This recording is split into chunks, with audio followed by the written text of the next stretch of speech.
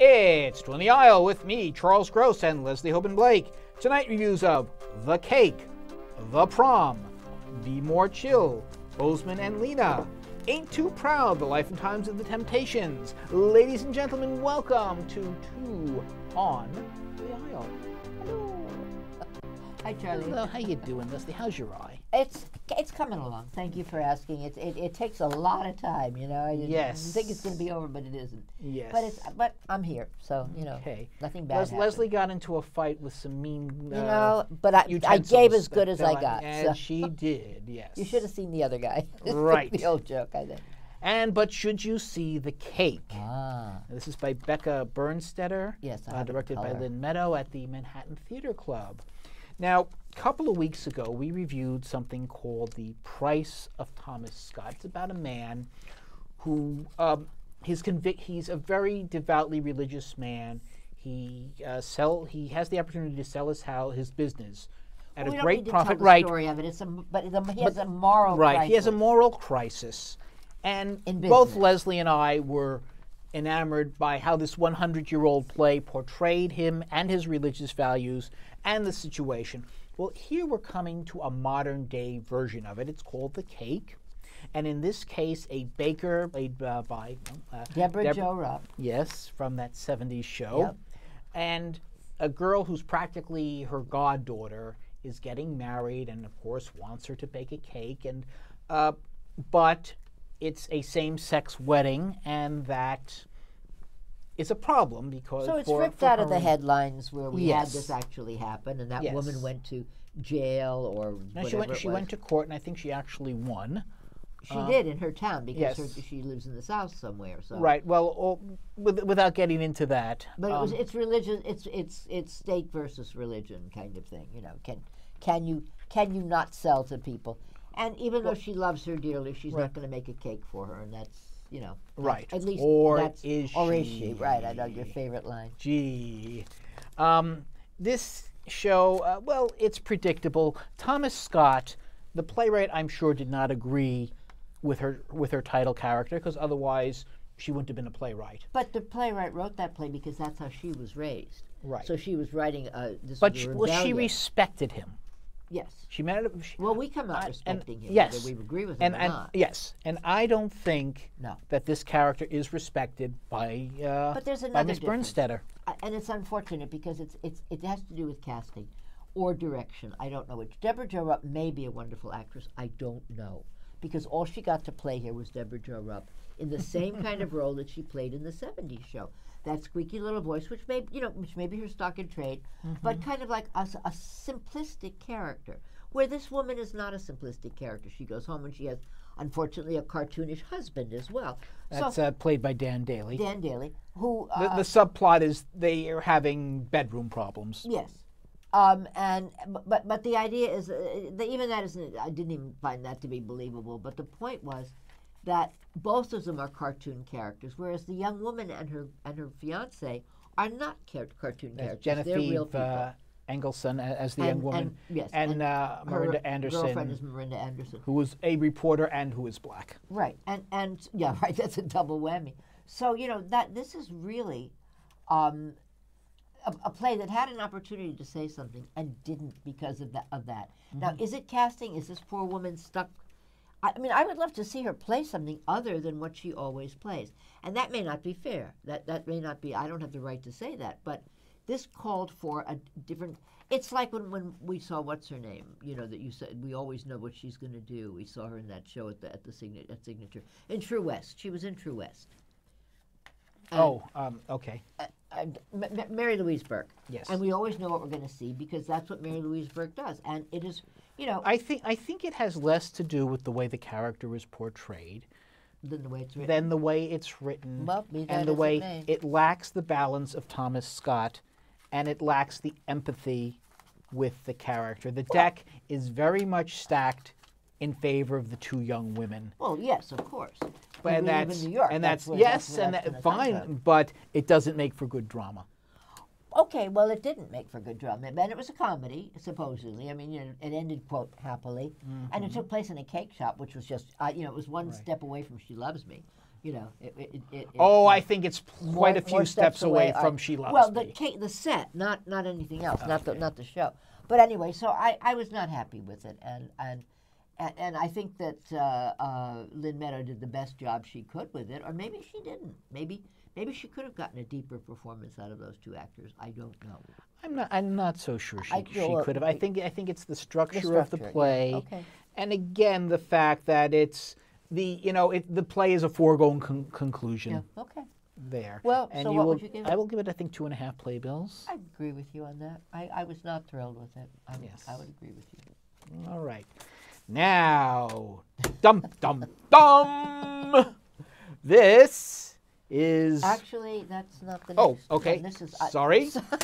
But dum anyway, because this is what we have is we have 3 new musicals tonight. We have a jukebox musical and 2 new musicals, which is really exciting because we're always doing revivals and whatever. So I'm sorry, it's just the way the Prom, which is very much in keeping with the cake. Because they both start with the. And because the lead character is a young lesbian who wants to take her girlfriend who hasn't come out to her parents to the prom, and when the people running the prom find out, they say no. And not only do they say no, they trick her, and they take the prom somewhere else, and she doesn't get to go to it. Now, what makes this different from the cake? Now, this could be, again, it's a plot that we've seen so many times. We just saw it in the cake. But so in order, but this was the story that the creators wanted to tell. But they said we gotta frame it around something. So they get these 4 narcissistic actors, Broadway performers, who are suddenly finding themselves, their latest show has closed, they're unemployed. It didn't just close, it was a flop, and they were trashed in the press. And they realize they are totally unlikable people, and with good reason. So they think, you know what? And they walk around saying, "What? You think I'm a narcissist? I'm not a narcissist." And of course, they're total narcissists. We need to get a cause. So they descend and this is like Beth the flying Level. monkeys. This is Beth Level, Brooks Ashmanan. I can never say his name properly, and Chris Sieber, and then the Josh Lemon is the. Have we named the press? The press. Yes. So those are those people. Yeah, and what makes the show so much fun is watching these people. They're going to help this girl, whether she wants them to or not. And at the beginning, no, she doesn't. She doesn't want the publicity. Yeah. And in the end, there's a lot of growing up, both by certain people in the town, both by the young lesbian lady, and by the actors themselves. They actually, inadvertently perhaps, become nicer and more sympathetic. And so it was just, it was like Mean Girls. It was, we've been in that school before, but it was great fun. Well, again, especially because you have these 4 actors just pulling out all the stops as the Broadway veterans. And Brooks is just, he couldn't be bigger if he tried. He's a little guy, he's so big. Yes. And it's wonderful. Yes. And there's this one great scene. She's trying to get one of them is trying to get a better hotel room, except the hotel doesn't have suite. So she pulls out her Tony. When that doesn't work, she pulls out another Tony. Yes, right. And of course, I have to mention this, the other actor tries to do the same thing. He pulls out his Drama Desk Award. Yes, we found that very amusing. It was only for those of us who know the Drama Desk. And, well, he says it's a Drama Desk. Yes, and this is Casey Nicola, and I have to say that, I said Mean Girls, which is Casey Nicola's show. There is a Casey Nicola signature, but the particular thing that this is about, I think that every gay person in New York has been to see this or is going to see this because it's very heartwarming. It's very Pride Month kind of, material, and just very, very happy. Right, and this is Caitlin Kinnunen is the girl. Oh, okay, yes. I think she is the star of the show. We have to mention her, and I didn't like her that much. I did. Look, it is a fun show. It will certainly be, I think it will have a run. I think it is one of the better musicals we've seen this season, better new musicals, but and that depending on how you feel about Well, some of the other shows that we've seen Yeah. this season. But new is the operative word. I mean, it's New original. It's and an original musical. enjoyable. I would say 3.5, 3.25. Yeah, 3.75. I mean, I had a wonderful time. Yeah. I'm not, but I mean, I love Beth Level herself was out collecting money for Broadway Cares Equity Yes. Fights AIDS in her final costume. I thought that was. I don't think she's a narcissist at all in real life. See, that's acting. I don't know if any of them are, but I can tell you they're having the time of their Yes, lives definitely having a doing great- this, great and fun. I think you will have a lot of fun with this show. And the next one is another musical. Yes, Be More Chill. This is Joe Iconis did the music and lyrics. Joe Trax did the book. And this is, I really think this, they're saying, oh, this is the next Evan Hansen. I don't know about that. Stephen Brackett directed it. Chase Brook did the choreography. This is an excellent example, in my opinion, of a show where the sum is much greater than its parts. Huh. Because you look at the book, it's basically an update of Faust. Young high school boy, speaking of who could actually be going to the Mean Girls school. He's, feels he's at the bottom of the social rung, so he takes this pill that implants a supercomputer in his mind, and the artificial intelligence manifests and basically tells him what to do. Manifest as Keanu Reeves, played by Yes. Jason Yes. Tam, It's- man, it's- who really is Yes. has got to be up for several awards. Yeah, He's terrific. it's called a squib. So let's see. Will he abandon his best friend? Of course. Will he get back together with his best friend? Yes. Will he strike up a relationship with the cool girl? Yes. Will he end up with the not so cool girl that he really wants? Yes. I think the one variable here is that he has a father who's really been very depressed and walks around in his underwear all day, and we see the father putting on pants and actually being a father. That's the one real variable. The score works. It's serviceable. It's enjoyable. But, if you've just seen Kiss Me Kate a few days ago, it's not going to really knock your socks off. There's one actor that's in this, George Salazar, who we've seen in a couple of things. We Right. saw him in Tick, Tick, Well, he's the Boom. friend. Yeah, but Yeah. I'm saying. Okay. Well, and Jason. Yeah, see, Jeremy. And Will Rowland. Will Rowland. He was Right. fine. Yeah. But it's these two guys, Jason Tam and George Salazar, to me were the real finds of the show. And Stephanie Sue, who plays the girl that he's after, Christine. But George Salazar we saw also in Percy Jackson and the Lightning Thief. And this is the same crew that put that show together. So there's obviously a family kind of thing that they build up a Yeah, well, that's hardly unusual.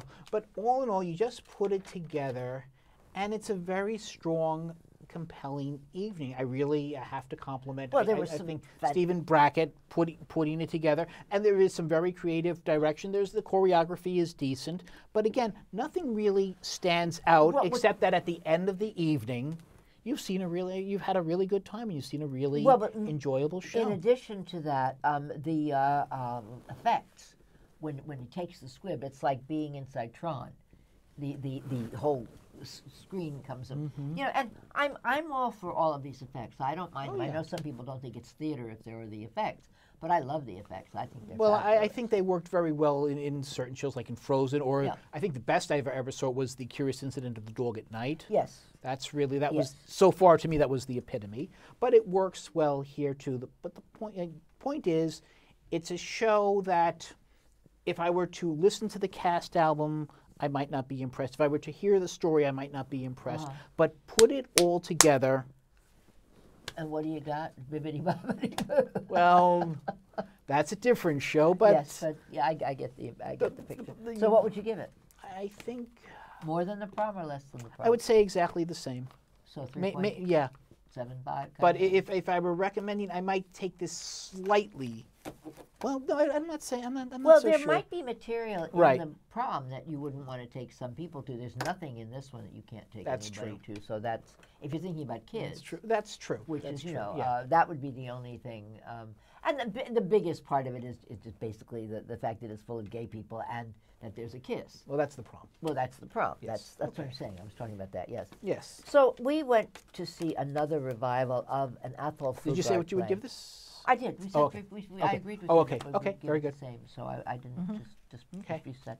We went to see the this play, Boesman and Lena, Add the signature. which with the signature, which was Charlie's first time seeing it. It was. But I had seen the original because Lynn Thigpen, who originated the role, was I would have liked to friend. have seen her. She was wonderful. But so, Zaneb Jah is unbelievable.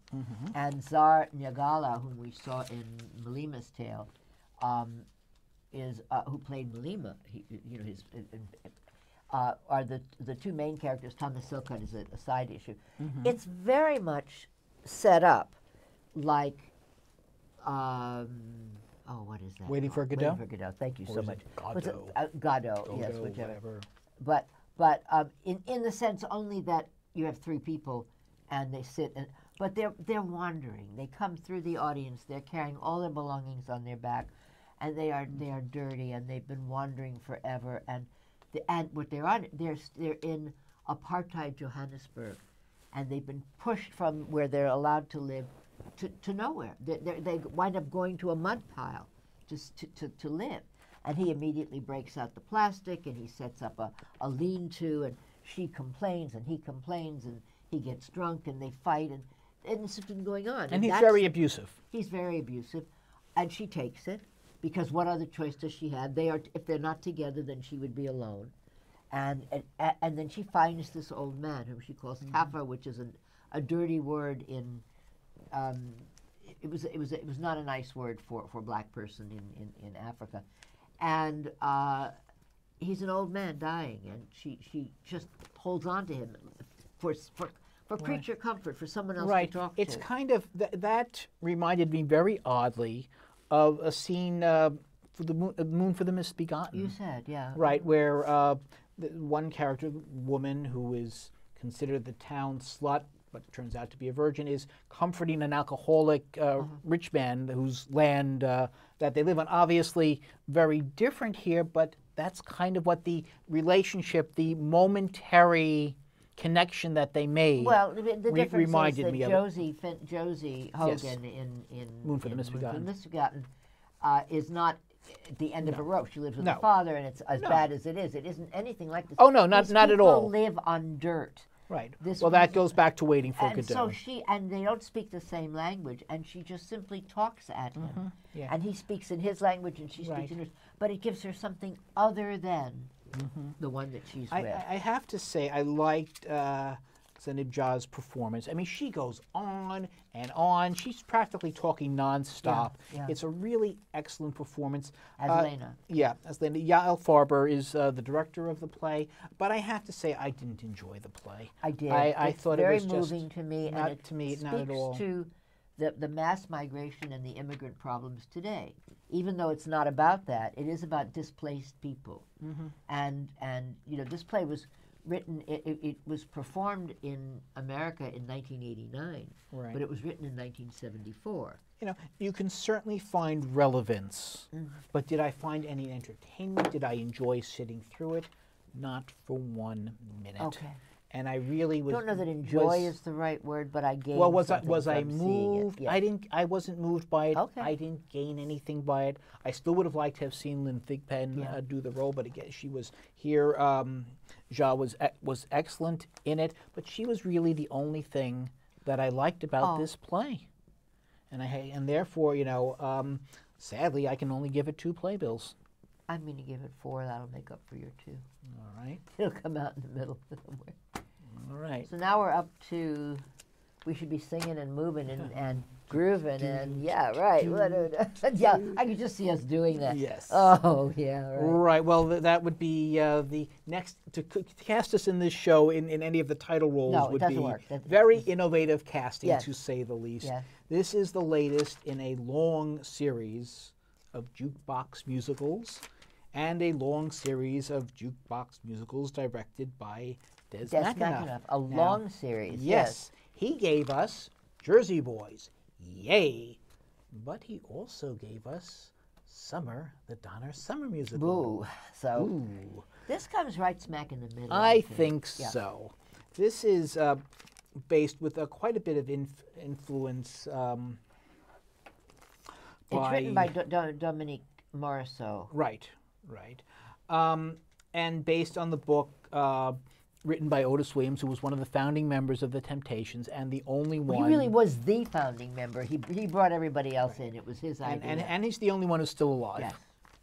And so this And there were 24 Temptations, it turns out. Well, I think the band is still obviously not in its original or second incarnation. I think it's still.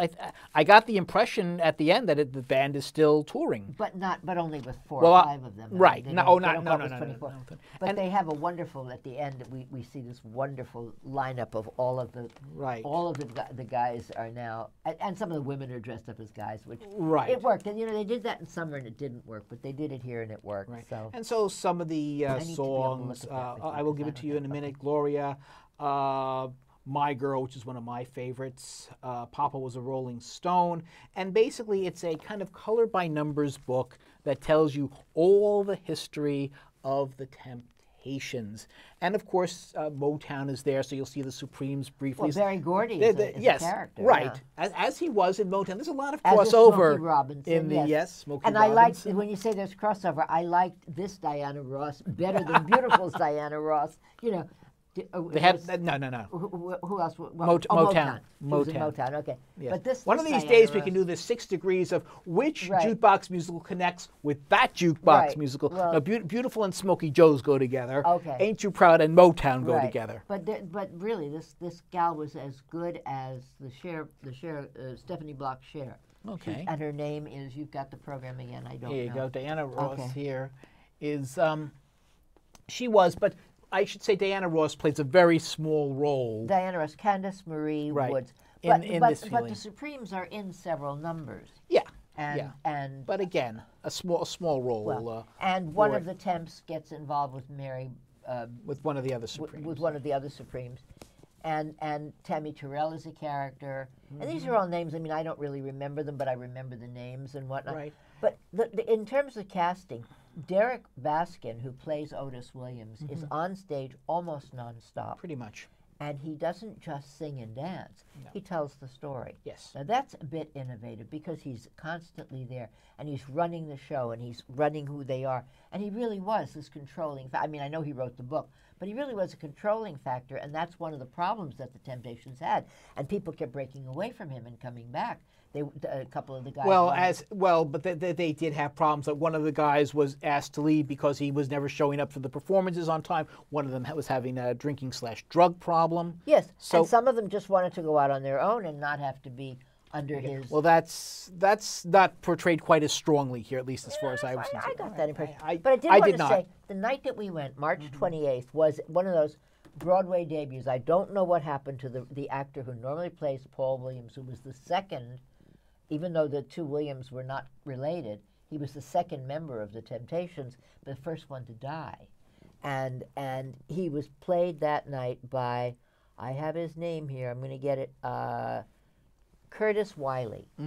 And you could see at the end, they made an announcement. There wasn't even time to put so this must have been a very last So minute they thing. And I wasn't sure I would get his name right. And then at the end of the show, everybody was kind of like hugging him and giving. You could see who the guy was. I still didn't know his name, but they were patting him on the back because he did a wonderful. Yes. It was seamless. You wouldn't have known that he had been only in it. No, not at all. And I think all of the routines. It's the movement and.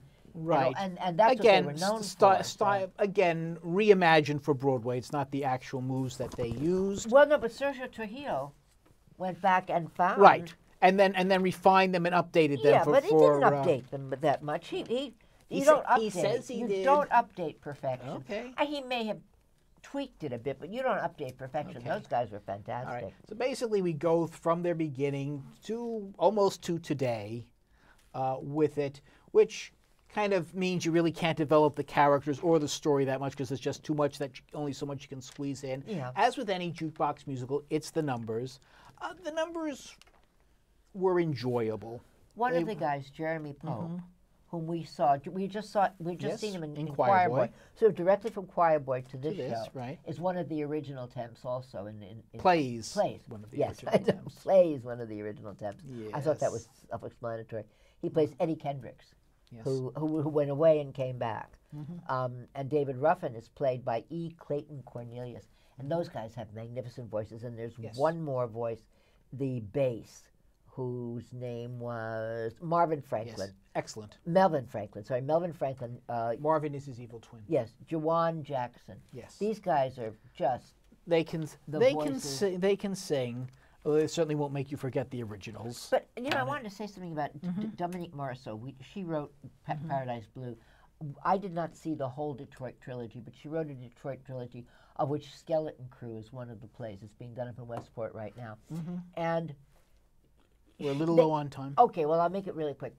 I had forgotten that, and this is so much bad on me, I'd forgotten that Detroit burned. I remembered Chicago burned. I remember Mississippi burned. Detroit burned. And they showed it, and the music was part of what was going on at the time. It was very effective, I thought, in the play. I didn't because I barely remember that scene. I think they just covered so much ground that nothing really made an impact. It was very important. They weren't able to... And you could barely know what decade you were in. I mean...